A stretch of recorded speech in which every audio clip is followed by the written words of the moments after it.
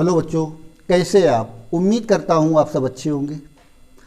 इस समय आप अपने बोर्ड की तैयारी में भली पूर्वक लगे होंगे। 21 फरवरी को आपका मैथ का पेपर है। कुछ इस टाइप के क्वेश्चन हर साल अक्सर आया करते हैं।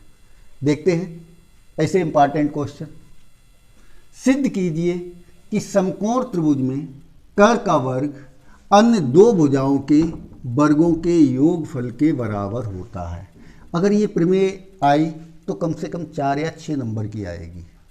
इसे देख लो। एक समकोण त्रिभुज बनाते हैं। सबसे पहले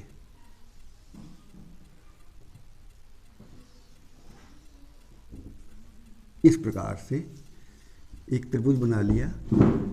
ये हमारा ए है और ये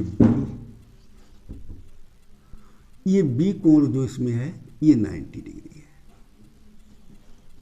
समकोण है, और इसे हमने सी मान लिया। ठीक है, इसमें एक लंब खींच लेते हैं डी। अब हम अपना लिखते हैं दिया है।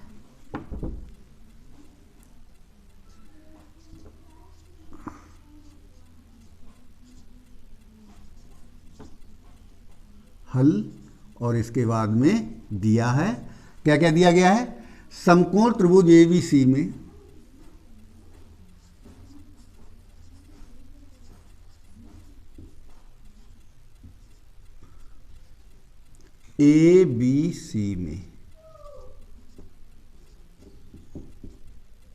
कोण बी समकोण है।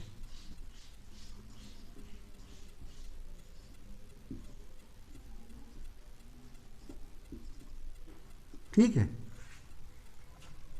सिद्ध करना है। हेडिंग डालेंगे सिद्ध करना है।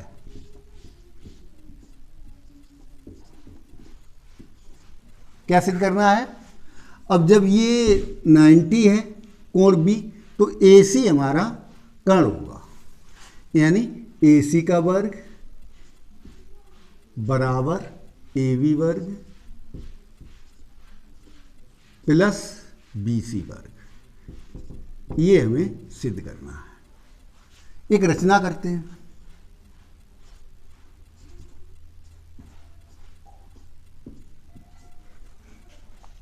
एक लंब खींचा हमने BD AC पर, यानी BD लंब AC खींचा। ठीक है, ये हमने पहले ही खींच दिया था आपका। अब देखते हैं, इसमें दो त्रिभुज बन गए हैं। एक तो त्रिभुज है ABC और एक त्रिभुज है ABD। इन्हीं को देखते हैं। त्रिभुज यानी उत्पत्ति।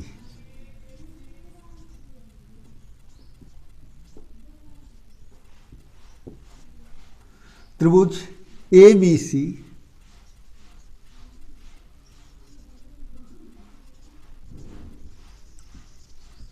तथा त्रिभुज ABD में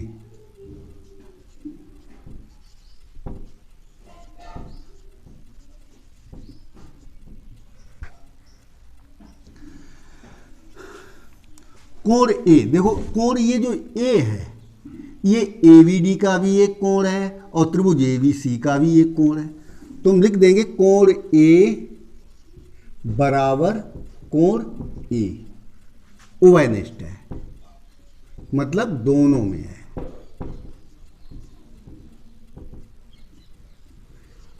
ये बात तो समझ में आ गई होगी, क्योंकि ABD त्रिभुज देखोगे ABD तो इसका एक कोण A है, और त्रिभुज अगर ABC देख रहे हैं तब भी इसका एक कोण A है।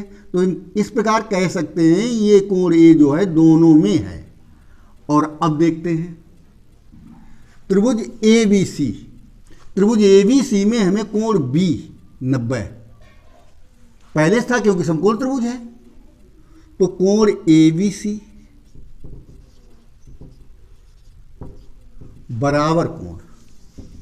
अब देखते हैं, ये हमने लंब डाला था BD BC पर, तो ये 90 अंश बना होगा।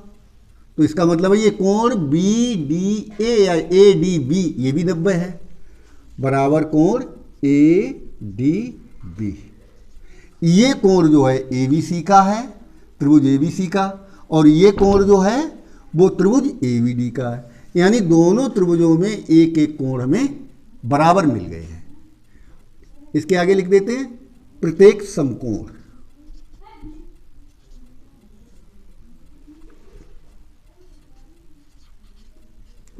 यहां तक आपको कोई दिक्कत नहीं होगी,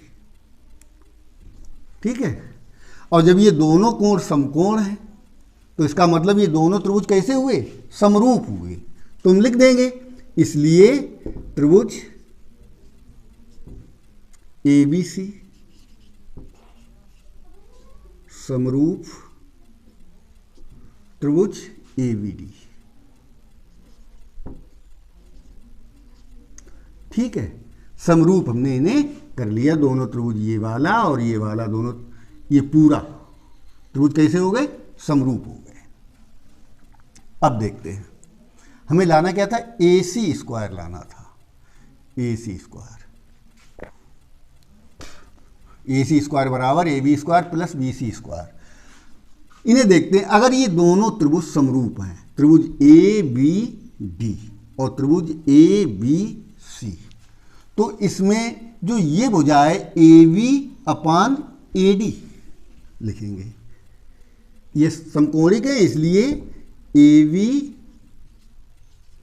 अपान ए डी ये भुजा, और किसके बराबर होगी, यानी ए सी अपान ए बी के, ए सी अपान ए बी के।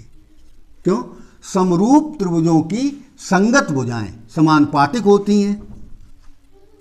लिखना चाहो इस बात को भी लिख लो, नहीं तो याद रखो, लिख दो। चूंकि समरूप त्रिभुज की संगत भुजाएं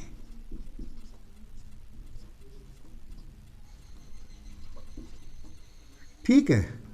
तो ये हमारा क्या बना जा करके, ए बी स्क्वायर, यानी इनका गुणा कर लिया हमने, यानी ए बी स्क्वायर बराबर A C into A D. ये समीकरण 1 हमें प्राप्त हो गया है। इसी प्रकार से अब हम इसमें देखते हैं, ये त्रिभुज, इसमें क्या हुआ है, ये भी तो एक त्रिभुज बना हुआ है। यानी अगर ये लेते हैं डी सी भुजा, तो डी सी किसके संगत हो जाएगी, बी सी के। पुनः डी सी अपान बी सी और बराबर किसके होगी, बी सी अपान ए सी के। ये भुजा, जो इस भुजा का जो अनुपात इससे होगा वही इस भुजा का अनुपात पूरे त्रिभुज में इस भुजा से होगा। तो क्या बनेगा जाकर के हमारा, बी सी अनुपात, यानी बी सी अपान ए सी, ठीक है। इसे भी हल करते हैं तो देखो क्या निकलता है, बी सी और बी सी का गुणा करेंगे तो क्या आ जाएगा, बी सी स्क्वायर, और बराबर हमारा हुआ जा करके डी सी इंटू ए सी। ये समीकरण 2 हो गया, ठीक है। जगह बच नहीं रही है, थोड़ा इधर से बिगाड़ देते हैं, इधर ये लिखा हुआ बिगाड़ देते हैं, इतने में हो जाएगा।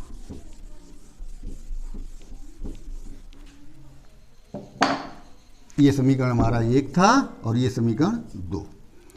तो समीकरण 1 और 2 को हम जोड़ेंगे, क्या करेंगे, समीकरण 1 और 2 को जोड़ने पर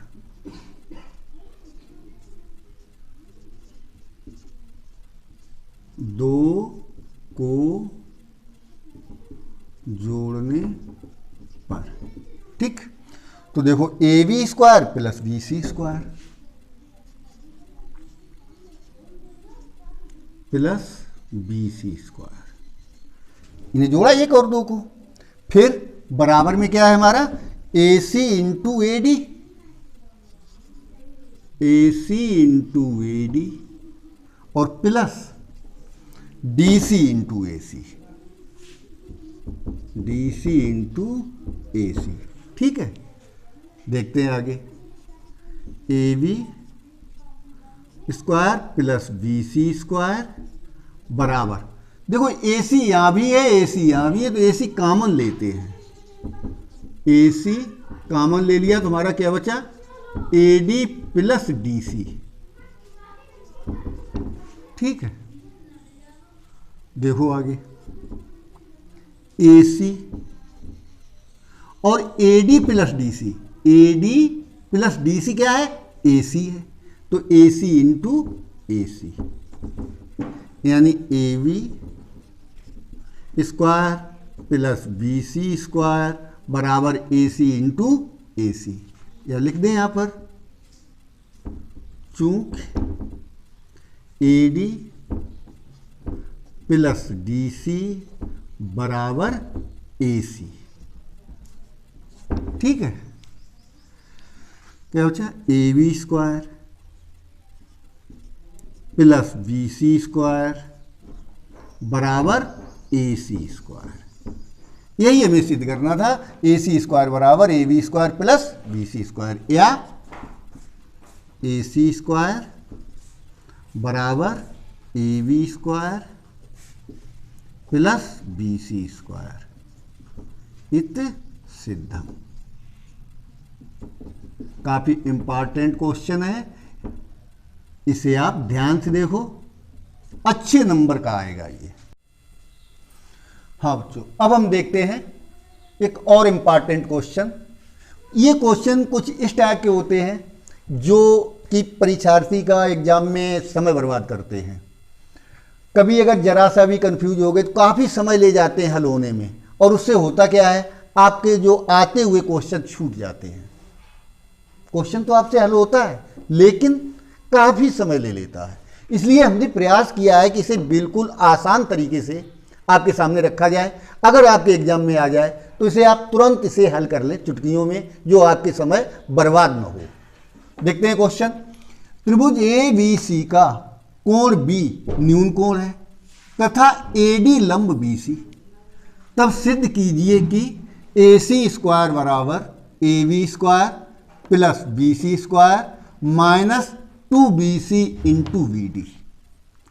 ठीक है, इसके लिए हम एक आकृति बनाते हैं। पहले हमसे कहा गया कि कोण बी न्यून कोण है। एक त्रिभुज है ए बी सी,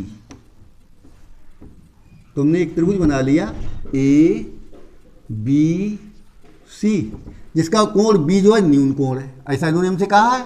और एक चीज और कही कि ए डी लंब बी सी, तो ए डी हमने लंब बी सी डाल दिया, ये बी सी पर ए डी लंब हो गया हमारा। अब हमें सिद्ध करना है ए सी स्क्वायर बराबर A B square plus B C square minus 2bc into B D. तो देखो, तो जब ये लंब पड़ा है, आप जानते हैं कि लंब का काम होता है 90 अंश का कोण बनाना। लंब जहां पर भी गिरेगा 90 अंश का कोण बनाएगा। अब हम इस त्रिभुज में देखते हैं। हमें चूंकि और बातें भी हमने आपको बताई है पिछले क्वेश्चनों में कि जब भी आपको कोई चीज़ सिद्ध करनी हो तो आप सबसे पहले ये देखो कि मैं सिद्ध करना क्या है। एक पक्ष भी पकड़ो। अब इसमें जैसे ए सी स्क्वायर दिया गया है, तो आप इसमें ए सी स्क्वायर देखो कहाँ पर ये है, और ए सी स्क्वायर कब होगा, जब ये समकोण त्रिभुज हम ए डी सी लेंगे। तो हम यही लिख लेते हैं, समकोण त्रिभुज, हल अपना डालते हैं, हल समकोण त्रिभुज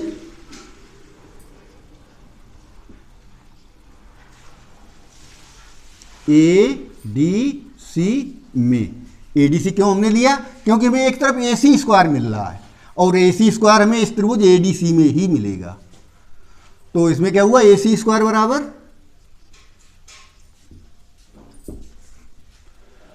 ए D square plus D C square, यानी इस लंब का वर्ग प्लस आधार का वर्ग।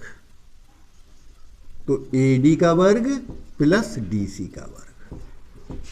ठीक है, अब देखते हैं आगे। तो AC स्क्वायर बराबर AD, AD स्क्वायर देखो बेटा, ये AD स्क्वायर, जब ये 90 इधर बना होगा तो 90 इधर भी बना होगा, तो यानी ये त्रिभुज ADB ही समकोण हुआ होगा। तो इसमें जब AD स्क्वायर निकालेंगे तो क्या होगा इसका मान, AD स्क्वायर बराबर, यानी कर्ण के वर्ग में से आधार का वर्ग घटा लेंगे, तो यानी क्या बनेगा, AB वर्ग और माइनस BD वर्ग। इसमें आपको कोई दिक्कत नहीं होनी चाहिए, क्योंकि दूसरा समकोण त्रिभुज बन गया है, 90 इधर बना है तो 90 इधर भी बनेगा। तो ADB के आधार पर हमने निकाल लिया AD वर्ग बराबर AB वर्ग माइनस BD वर्ग, और दूसरा पक्ष देखो क्या है इसका, DC वर्ग है।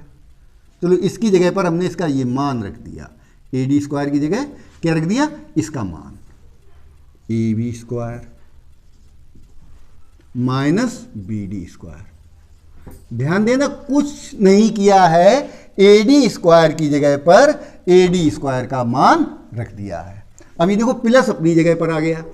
इसी प्रकार में DC स्क्वायर की जगह पर DC का मान रखना है, इसका मान रखना। अब देखो ये DC है ये, तो DC बराबर होगा क्या, DC कैसे निकलेगी, यानी BC में से जब हम BD घटाएंगे तभी तो हमें DC प्राप्त होगी, यही DC का मान है, यानी BC माइनस BD। ठीक, एक ये बात, केवल यही दो पॉइंट हैं जो आपको याद रखने हैं। तो DC की जगह क्या रख देंगे हम, DC का मान, ये मान में क्या प्राप्त हुआ है, BC माइनस BD, और इसका वर्ग है DC का तो इसका भी वर्ग कर देंगे। ठीक है, दूसरी लाइन में ही जो कुछ करना है आपको करना है, बाकी आपका क्वेश्चन अब कंप्लीट हो गया है, आगे बस केवल हल करना है, आपका क्वेश्चन जो चाहिए वो मिल जाएगा। देखते हैं, AC स्क्वायर बराबर AB square minus BD square plus, ये देखो A माइनस B का होल स्क्वायर के रूप की एक सर्वसंख्या है, उसी से हल कर देते हैं। तो BC square plus BD square और माइनस 2BC इंटू BD, यही आएगा। अब देखो आप, ये BD स्क्वायर माइनस का है और ये BD स्क्वायर प्लस का है, तो ये कट गए, ये आपका क्वेश्चन हल हो गया। यानी AB square plus BC square minus 2BC into BD, और ये अच्छे नंबर का क्वेश्चन आता है, जो कि आपको एग्जाम में अटका भी सकता है अगर इन दो बातों पर आपने ध्यान न दिया तो। हाँ, अब हम देखते हैं एक और इंपॉर्टेंट क्वेश्चन, ये क्वेश्चन कई बार आ चुका है। देखते हैं, किसी समबाहु त्रिभुज में सिद्ध कीजिए कि उसकी एक भुजा के वर्ग का तिगुना उसके एक शीर्ष लंब के वर्ग के 4 गुने के बराबर होता है। फिर से पढ़ो एक बार सवाल को, कि किसी समबाहु त्रिभुज में एक भुजा का वर्ग उसके शीर्ष लंब के, यानी एक भुजा के वर्ग का तिगुना 3 गुना उसके एक शीर्ष लंब के वर्ग के 4 गुने के बराबर होता है। ठीक है, तो सबसे पहले एक समबाहु त्रिभुज बना लेते हैं हम।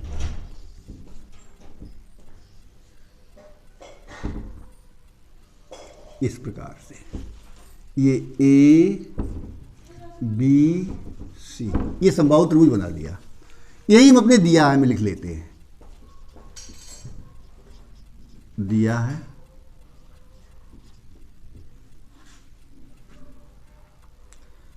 ABC एक, यानी समबाहु त्रिभुज ABC में, समबाहु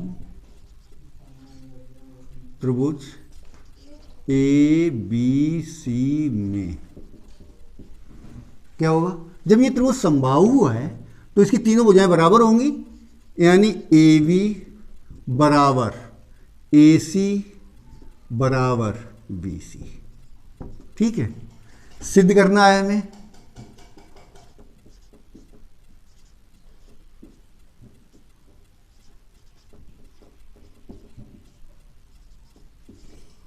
सिद्ध करना है। क्या सिद्ध करना है कि एक भुजा के वर्ग का तिगुना, यानी एक भुजा ले ली हमने ए बी, मान लो भुजा ए बी है, और ए बी भुजा के वर्ग का तिगुना यानी 3ab वर्ग,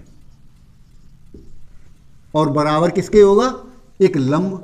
तो एक लंब खींचना पड़ेगा, लंब खींच लो, ये डी, एडी लंब हो गया। इस शीर्ष लंब के 4 गुने के बराबर होता है, यानी 4ad²। ये हमें सिद्ध करना है। तो फिर इसके लिए एक रचना भी करनी पड़ेगी। रचना क्या, एडी लंब बीसी खींचा,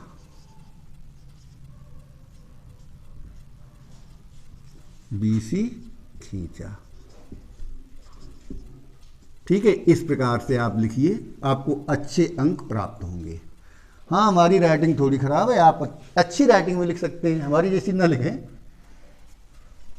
उत्पत्ति,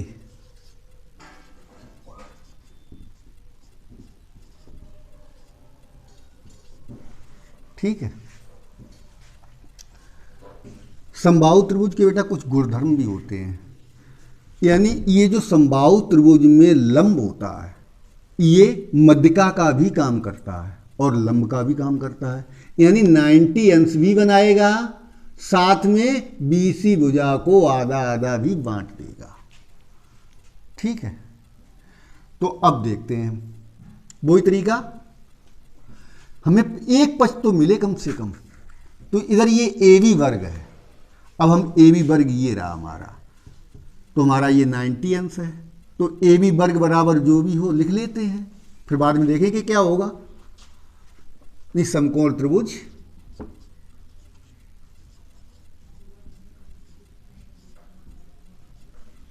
ए बी डी में, ए डी बी में ए बी वर्ग बराबर, ए बी वर्ग बराबर क्या होगा, ए डी वर्ग, यानी लंब का वर्ग प्लस आधार का वर्ग, ये बना जा करके। अब देखते हैं आगे, तो ये ए बी वर्ग बराबर ए डी वर्ग प्लस, और बीडी का मान रखना है हमें। बीडी का मान क्या रखना है, बीडी रखने से तो काम नहीं चलेगा, यानी ये बीडी जो है बीसी का 1/2 है, यह लिख लेते हैं, क्योंकि बीडी बराबर 1/2 बीसी, 1/2 बीसी हुआ, लेकिन हमें बीसी भी नहीं चाहिए यहां पर, यहां तो सिर्फ एडी और एवी है। तो एक बात देखो, ऊपर एवी बराबर एसी बराबर बीसी, ये तो सभी बराबर है, तो जब बीडी जो है बीसी का 1/2 है, तो इसलिए बीडी बराबर 1/2 एवी भी तो होगा, क्योंकि एवी और बीसी बराबर हैं, क्योंकि एवी बराबर बीसी, ये चीज हमें दी गई है, ठीक है। तो हम यहां पर क्या लिखेंगे, बीडी की जगह 1/2 एवी, यानी AV/2। बात समझ में आ गई आपके कि नहीं आई? ये बात समझ में आ गई होगी अच्छी तरीके से। देख लेते एक बार फिर से, है क्या, ये BD जो है BC का आधा है, बताया ना कि समबाहु त्रिभुज में जो लंब होता है वो मध्यिका का भी काम करता है, तो इस लंब ने इस BC भुजा को आधा आधा बांट दिया है, यानी जो BD है वो BC के बटे 2 यानी BC का आधा है, और BC बराबर है AV के, तो ये AV का भी आधा हुआ, क्योंकि दोनों भुजाएं बराबर हैं। तो इसलिए हमने BD की जगह पर AV/2 रख दिया करके यहाँ पर। क्यों? क्योंकि हमें यही चीज सिद्ध करनी थी, हमें रखना तो वही पड़ेगा जो हमें चाहिए। चलो हल करते हैं आगे। AV² बराबर AD² प्लस, अब ये कितना हो गया, AV²/4। इसे हल करेंगे तो भाई ए किधर हो जाएगा, हाँ यहाँ पर भी जब हल करेंगे तो ये क्या बनेगा जा करके 4ab²। अब 10th में आ गए हो तो इतना तो हल कर ही लोगे सीधा सीधा। ab² बराबर 4ad², इसका गुणा इसमें भी होगा,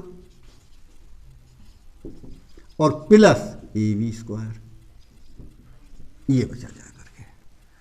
ab का पक्षांतर कर देते हैं, 4ab² माइनस ab², और बराबर क्या बचा हमारा 4ad², क्योंकि ab² इधर ले आए। अब यहाँ पर क्या बचा 3ab² बराबर 4ad²। ठीक है, यही हमें सिद्ध करना था। इत सिद्धम, जो हमसे कहा जा रहा था वो हमें प्राप्त हो गया है। हाँ बच्चों, अब हम देखते हैं इस वीडियो का अगला क्वेश्चन। ये भी बहुत ही इंपॉर्टेंट क्वेश्चन है, जो कि कई बार आपके एग्जाम में आ चुका है। और ऐसे क्वेश्चन जब भी आते हैं, अच्छे मार्क्स के आते हैं, 4 या 6 के लेकर के आते हैं, तो इन्हें आपको अच्छी तरीके से आना चाहिए, क्योंकि अक्सर ऐसा हो जाता है इन्हें सिद्ध करने में आपका काफ़ी समय बर्बाद हो जाता है, जो कि जिसकी वजह से आप दूसरे क्वेश्चन भी सॉल्व नहीं कर पाते हैं और आपके मार्क्स कम रह जाते हैं। अगर आपको 100% नंबर लाने हैं तो इस प्रकार के क्वेश्चनों को अच्छी तरीके से सीखना पड़ेगा। देखते हैं, हम कोशिश कर रहे हैं कि बिल्कुल आसान शब्दों में आपको इसे समझाने का प्रयत्न करें। सिद्ध कीजिए दो समरूप त्रिभुजों का क्षेत्रफल, दो समरूप त्रिभुजों के क्षेत्रफलों का अनुपात किन्हीं दो संगत भुजाओं के वर्गों के अनुपात के बराबर होता है। क्या है? दो समरूप त्रिभुज है, उनके क्षेत्रफलों का अनुपात उन्हीं त्रिभुजों की दो संगत भुजाओं के वर्गों के अनुपात के बराबर होता है। ये चीज हमें सिद्ध करनी है। तो इसके लिए क्या करते हैं, हम दो त्रिभुज बना लेते हैं।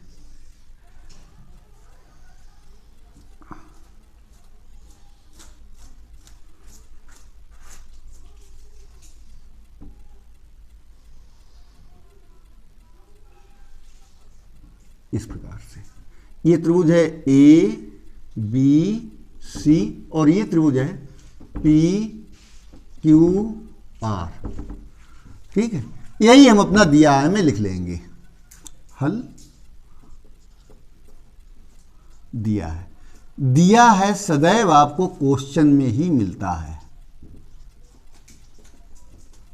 क्या दिया गया है कि दो समरूप त्रिभुज है, तो हमें यही लिख देना है त्रिभुज ए बी सी समरूप त्रिभुज पी क्यू आर।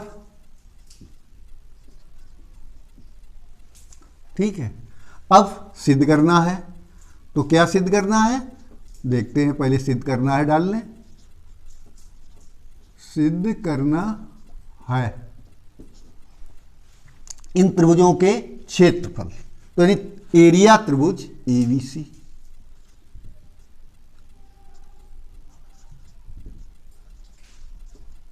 अपान एरिया त्रिभुज पी क्यू आर बराबर, दो संगत भुजाएं ले लेते हैं, ये बी सी और क्यू आर, यानी बी सी का वर्ग अपान क्यू आर का वर्ग। ये हमें सिद्ध करना है। इस संगत भुजाओं के वर्गों के अनुपात के बराबर होता है किसका, दोनों त्रिभुजों के क्षेत्रफलों का अनुपात। ठीक है, रचना। ये चीज सिद्ध करने के लिए हमें इसमें रचना करनी पड़ेगी। एक शीर्ष ए से लंब खींचा बीसी पर यानी डी, और शीर्ष पी से लंब खींचा दूसरे त्रिभुज में क्यू आर पर, इसे एस मान लेते हैं। तो यही रचना हो गई हमारी। क्या, एडी लंब बीसी तथा पीएस लंब क्यू आर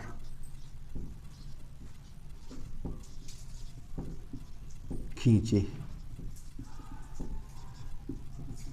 ठीक है। अब उपपत्ति,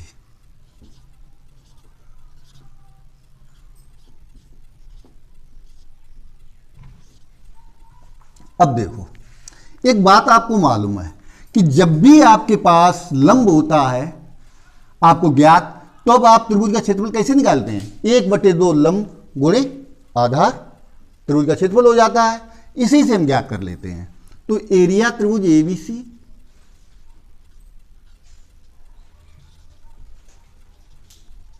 अपान एरिया त्रिभुज पी क्यू आर बराबर, तो एबीसी का क्या हुआ? 1/2 गुणे लंब, और एबीसी का लंब है एडी, तो यानी एडी गुणे आधार है बीसी, बीसी, और पी क्यू आर का क्या हुआ? 1/2 लंब हुआ यहां पर पीएस और गुणे क्यू आर, ये चीज।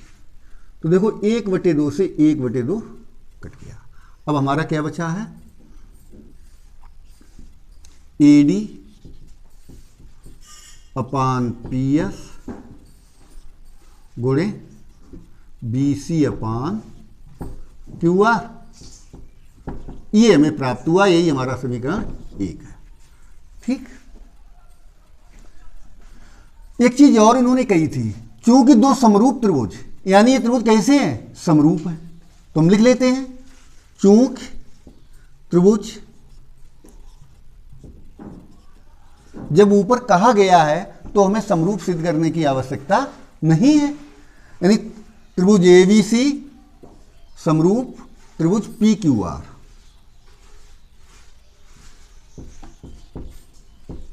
ये दिया है, ठीक है।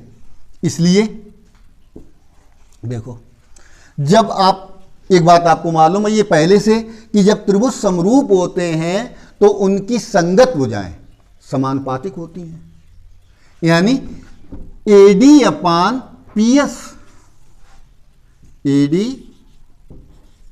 अपान पीएस बराबर एबी अपान पी क्यू, एबी अपान पी क्यू, ठीक है। और आगे देखते हैं, चूंकि एवी अपान पी क्यू, परंतु एवी अपान पी क्यू बराबर बीसी अपान क्यू आर के, बीसी अपान क्यू आर। भाई जब ये समरूप है तो इस भुजा और इस भुजा का अनुपात बटे इस भुजा और इस भुजा का अनुपात होगा। देखते हैं आगे, इधर देख लो पहले कि एडी अपान पी एस बराबर एवी अपान पी क्यू, ये में प्राप्त हुआ था। दोबारा पुनः क्या प्राप्त हुआ? एवी अपान पी क्यू, एवी अपान पी क्यू बराबर बीसी अपान क्यू आर। ये एवी अपान पी क्यू जो है दोनों जगह क्या है? कॉमन है, तो हम कह सकते हैं कि एडी अपान पी एस बराबर बीसी अपान क्यू आर। क्या? इसलिए एडी अपान पी एस बराबर बीसी अपान क्यू आर। ये समीकरण 2। अब देखो, समीकरण 1 हमारा था A D upon P S into B C upon Q R, समीकरण 2 है हमारा एडी अपान पी एस बराबर बीसी अपान क्यू आर, यानी एडी अपान पी एस का मान समीकरण 1 में रख देंगे, ठीक है। समीकरण 2 का मान समीकरण 1 में रखने पर, समीकरण 1 था क्या हमारा? एरिया त्रिभुज एबीसी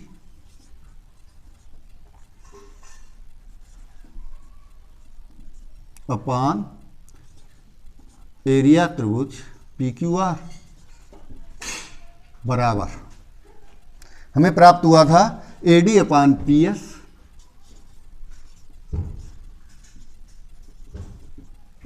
और BC अपान QR। ये हमारा समीकरण 1 था। इसमें मान क्या रखना है हमें?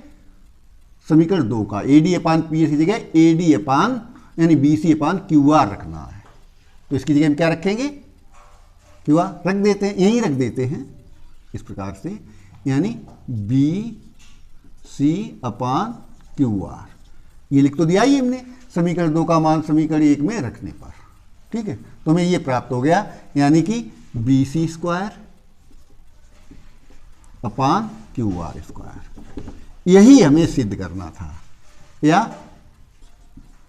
एरिया त्रिभुज ABC अपान एरिया त्रिभुज PQR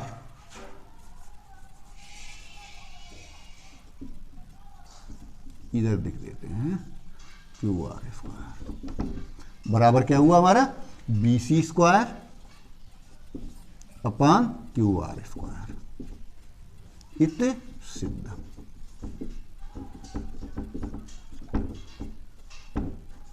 आशा है ये वीडियो आपको ज़रूर पसंद आएगा, क्योंकि काफ़ी प्रयास किया हमने ताकि आपको ये समझ में आ जाए और एग्जाम में आपके लिए सहायक हो।